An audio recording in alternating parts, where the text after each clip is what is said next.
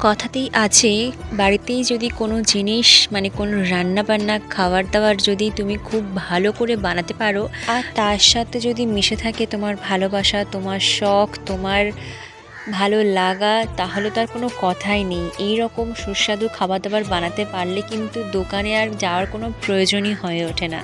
একদম তাই। বাড়িতেই যদি এরকম সুন্দর নরম তুলতুলে কেক বানানো যায়, তাহলে আর দোকানে গিয়ে লাইন ধরে দাঁড়িয়ে এত টাকা ইনভেস্ট করে কেনার কি দরকার।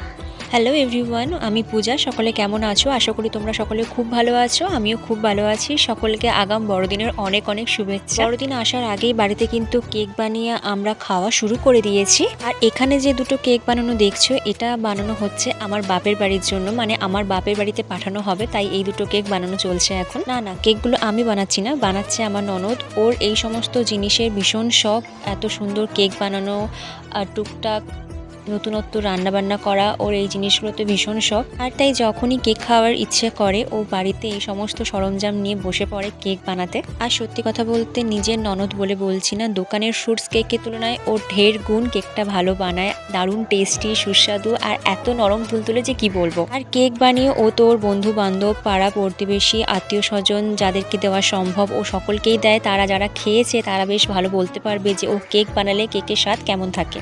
হ্যাঁ, হয়তো ভিডিও শুটিংটা বা এডিটিংটা প্রফেশনালভাবে হয়নি, কিন্তু বিশ্বাস করো কেকগুলো খেতে জাস্ট দারুণ। বাড়িতেই সমস্ত হাইজিন মেনটেন করে আর সমস্ত উপকরণ দিয়েই কিন্তু ও খুব ভালোবেসে যত্ন নিয়ে কেকগুলো বানায়।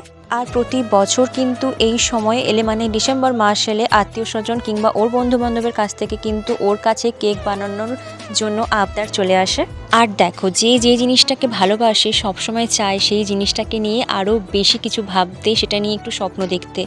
তো ও চাইছে যে ওর এই বানানো কেকটা যেহেতু আমাদের সকলের খুব ভালো লাগে, আশা করি আশেপাশে মানুষজনেরও ভালো লাগবে, তাই ও চায় ওর বানানো কেকটা যেন আশেপাশের মানুষরাও একটু ট্রাই করতে পারে। তাই তোমরা যারা হলদিয়া, চৈতন্যপুর কিংবা ব্রজলাল চক এলাকার আশেপাশে রয়েছে, তোমরা চাইলে কিন্তু আমার সাথে ইনবক্সে কন্ট্যাক্ট করতে পারো ওর এই কেকের জন্য। আশা করি ভীষণ ভালো লাগবে। এখানে দেখো কেকগুলো কেমন হয়েছে আর কেকের সাইজটা কেমন সেটা তোমাদের সঙ্গে শেয়ার করলাম। ভিডিওটা কিন্তু পারলে অবশ্যই শেয়ার করে দিও। টাটা।